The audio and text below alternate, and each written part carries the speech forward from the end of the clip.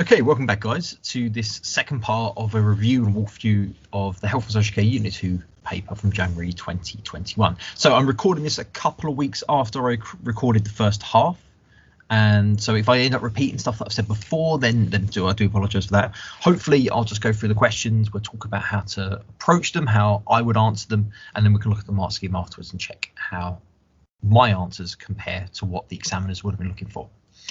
If you haven't watched the first part, obviously make sure you go back and have a look at that, because that will make more sense of what's going on. And we're going to start with question 3, or section C, which is about physical and sensory disabilities. So the first question we've got here is based on the context of Zoe. Zoe's 13, she has a long-term visual impairment, and it means her condition is going to get worse over time. She goes to a local high school, she has a support worker throughout the day, and they closely monitor her condition at school. So she has regular appointments and is absent from school. So the first question says, identify 2 healthcare services provided by the public sector that Zoe may use. So in this case, it's anyone she'd interact with. So I'm going to stick with GP would be our first answer. The standard GP, you can use most questions.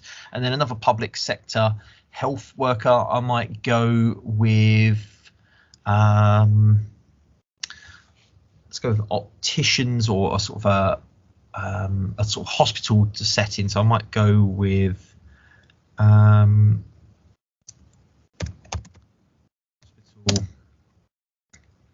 department,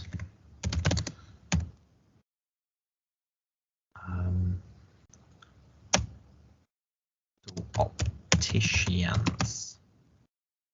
I'll see how that goes. I'm not 100% on that, but we'll see what happens. Right, question 3B.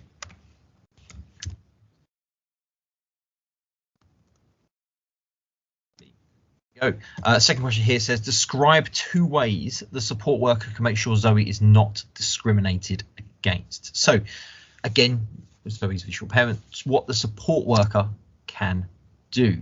So this could be, we'll maybe say the support worker could ensure that the school provides support, equipment, or resources allow Zoe to participate fully, avoiding her being discriminated. Then my second point I might say is that again, the support worker could make sure Zoe is aware of her rights and ensure able to challenge discriminatory behaviour. So there we go, that will be my second point. Again, if you're ever uncomfortable, unsure about a point, you can always add a second one in.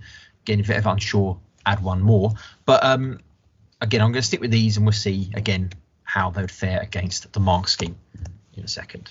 So next question, 3C, move down on our paper. It says, explain how health and social care staff can support Zoe to be independent. So this is, again, this topic of empowerment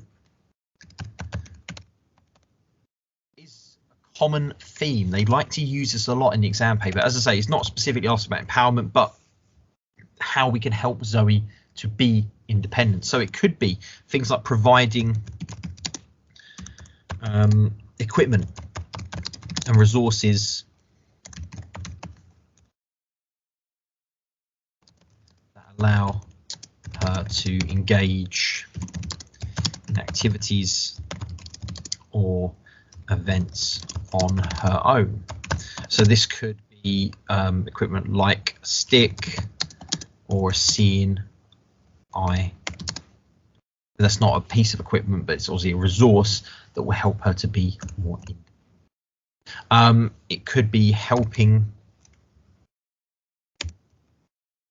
Zoe to develop skills so she can work on her own, or provide training to help me complete tasks independently. Yeah, that could be e.g.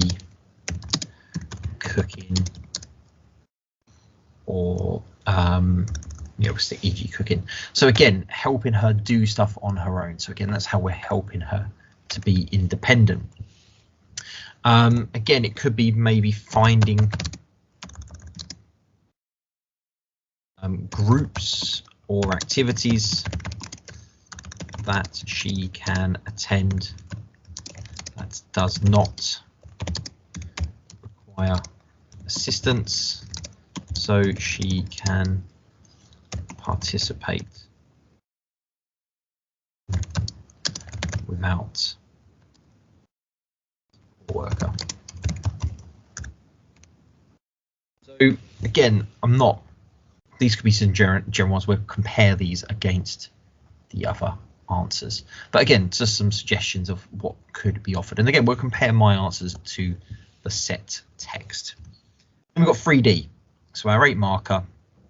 Again, when this, we want to maybe try and cover a couple of reasons, a couple of points, what could be done, maybe think about some strengths and weaknesses of that happening. So discuss how the professionals should manage personal information about Zoe.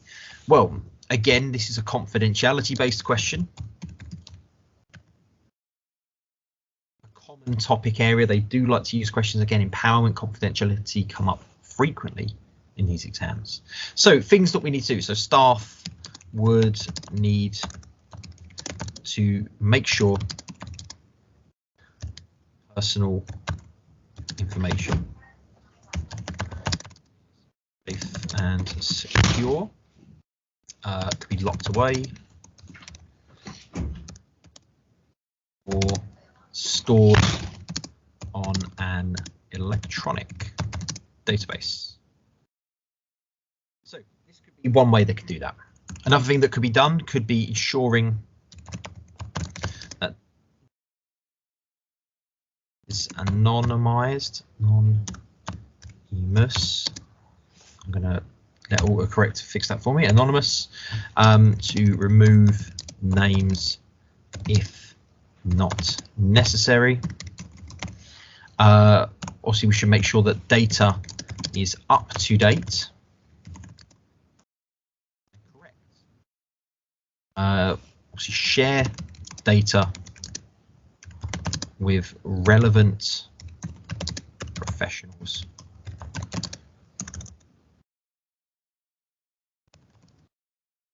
So all supporting staff are aware of Zoe's needs and health. And again, I suppose we're talking about managed information. We've got obviously locked away, it's anonymized, it's up to date, it's being shared. I mean, we could all maybe speak to Zoe to make sure she is aware of what data is being shared and get permission to share data with some. I think I've used the word data all the way through. I probably should have used the word information or personal information. Actually, I'm going to do that. I'm just going to go data, and we're going to replace that with, I know you can't do this in a real exam, but I'm going to use the benefit of the computer, personal information. Replace all. There we go. So at least I've used a little bit of better terminology in my answer. So there we go. I've got 5 ways, in fact, actually, of how her personal information is being stored, shared. So there we go. That would be my 3D question. Okay. So what we do is maybe before we move on to the last question, when we look at the mark scheme for this one and just double check what I've done. So first question, that 3A, about who could provide support in the public sector. I have gone with GP, so that's absolutely fine. That's a correct answer. And then I've gone hospital opticians. I'm not 100% on that one. So the suggestion was NHS Foundation Trust, including hospitals and clinics, and maybe we could tick the hospital. Community health settings, school, nurse service. Do not accept services from private or voluntary sectors. So again, opticians, if I just put opticians, generally comes under that private, like somewhere like Specsavers. They're a private health sector, so probably wouldn't be count. If I was to give myself benefit of doubt, I might say yes, the hospital opticians or optometry department of a hospital, you could probably count that off. So I'm gonna be nice to myself and give myself the mark there. 3B, it's was the question about how schools could support Zoe. So what I've got here is we're looking at follow policies and procedures to ensure Zoe is treated equally, challenge discrimination so she feels valued, provide adaptations to communication strategies to allow her to take part, follow legislation, protect her rights, empower Zoe to make individualized care choices. So what we had was school provide equipment. That was on our list, so we can tick that one off as correct, and then make sure Zoe's aware of her rights so she can challenge discriminatory practice. We've got challenge discrimination so Zoe feels valued, empower Zoe, so we've kind of got a combination of those. Again, I would give myself those marks if I was marking this, which I am, so I'm going to give myself the mark for that. Question C, 3C, was all about empowerment, how to provide empowerment. And if we take a look, the suggested answers to things that could be done to allow independence, provide equipment and adaptation. So equipment, we've got that one, tick. Help her develop skills so she can work on her own, provide training to complete tasks independently. So involve Zoe in care and support planning, support Zoe to express her preferences, provide an advocate, provide advice, empower her, provide access to charity support groups, liaise with professionals. Again, find support groups, activities, that's on there. Develop skills isn't really mentioned as far as I can see, so maybe not include that one on the list. Okay, so yeah, if I was being nice, not nice to myself, I wouldn't give that one there. And then lastly, 3D, the confidentiality. The main thing suggested here is that staff should share information with relevant professionals to inform care and support planning. We've got share information on our list. Follow policies and procedures. So if we wanted to bring in stuff like GDPR, data protection, those policies could be mentioned. Adhere to legislation, very much the same thing, data protection, GDPR. They're the laws, the policies, procedures, what the staff would have to do in the setting. Maintain confidentiality to safeguard Zoe, gain consent, which we have mentioned, protect her rights, follow procedures to disclose information, and follow codes of conduct. So what we have, we've kind of gone down the more practical route of locking it away, making it anonymous, up to date, but are all still relevant, and therefore I would credit those as arguments to include. Again, the main thing with 8 markers, when you're writing about, make sure you're referring to the character. So again, I've not done it in every single point, but make sure you're referring to Zoe and Zoe's needs, what people should be actually doing, why it's important to do it. So that's looking good so far. So again, one area where maybe not as strong, maybe could be questioned. I could have done a better job, but not a bad start. And then we've got 4A. So we're moving on to the last section. So 4A, there we go. So the last section, section D, again, is that last question of the paper where it changes the narrative, changes the scenario a little bit, often saying or suggesting you are working in the care sector. So this one, age-related needs. We've got a 74-year-old patient with Parkinson's disease who's been diagnosed. She lives in sheltered accommodation, and you are the care assistant. So that's the context. We are the care assistant. You've noticed that her symptoms are getting worse with the confusion, with the tremors, and has recently scalded herself when making a hot drink. She's also finds it difficult to walk. So we are the care professional. We are the care assistant. And the first question says, identify 2 personal care needs that this patient, Janvi, may need support with. So based on the context, we know that Janvi may need support with personal hygiene e.g. washing or toileting. She may need support getting dressed, be feeding. So these are the areas that she may need support with, and we've got 3, but we've got slightly more than needed. 4B says describe 2 responsibilities your manager has towards you in your role as a care assistant. So this isn't about me or you as a care assistant, it's what your manager, their responsibility. So I'm going to go with providing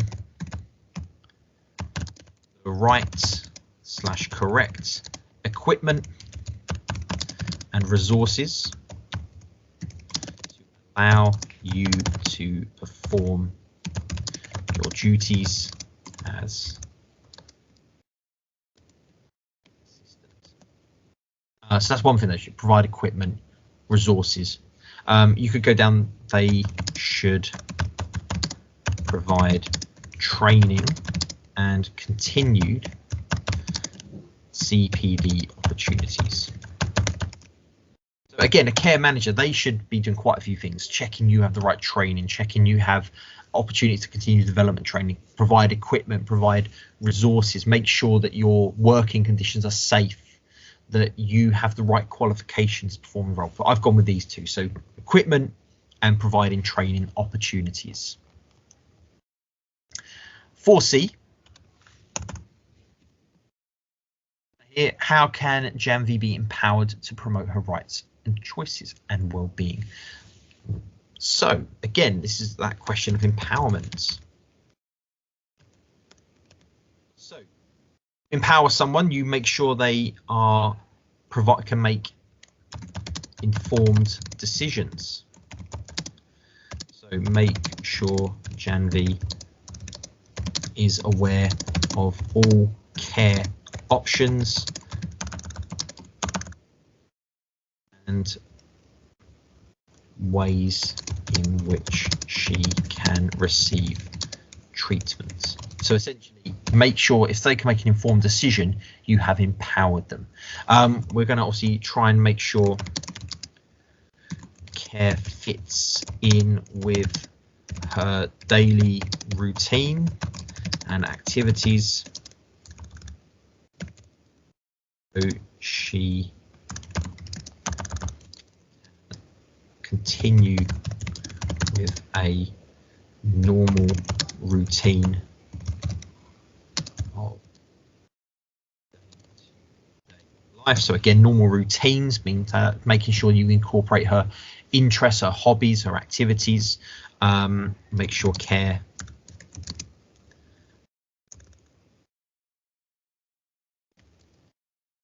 fits with any religious or cultural values. So again, it could be stuff with her diet, it could be her religion. So making sure that you can continue with those. You might want to provide an advocate. So Janvi can express her. So again, I've got a few extra. Again, if you're everyone's sure, do one more. But I've put a few extra in there, so I've done 4 kind of reasons, 4 ways, as opposed to maybe just 3. But hopefully, there's enough there to kind of meet the criteria. And then 4D, last question we have here. So with 4D, discuss why a residential nursing home may be more suitable for Janvi. So why is a nursing home better? So the good things about nursing homes, you've got 24-hour care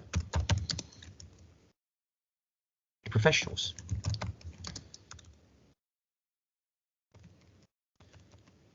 Obviously, easy to get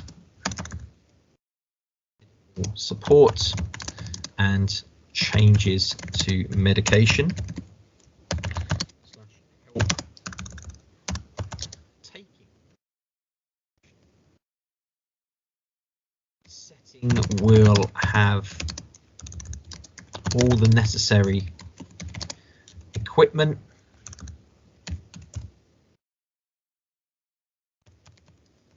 needed to provide care and will be safer than her home. Again, it could be mixing with others in a similar situation / health condition. So again, we see the social development / companionship. So they could be some of the benefits of her going into a residential care home, why it's more suitable. However, some of the downsides we could think about would be the costs, maybe distance from home, maybe not able to see family as frequently, maybe feel like a burden, or that care home is quite far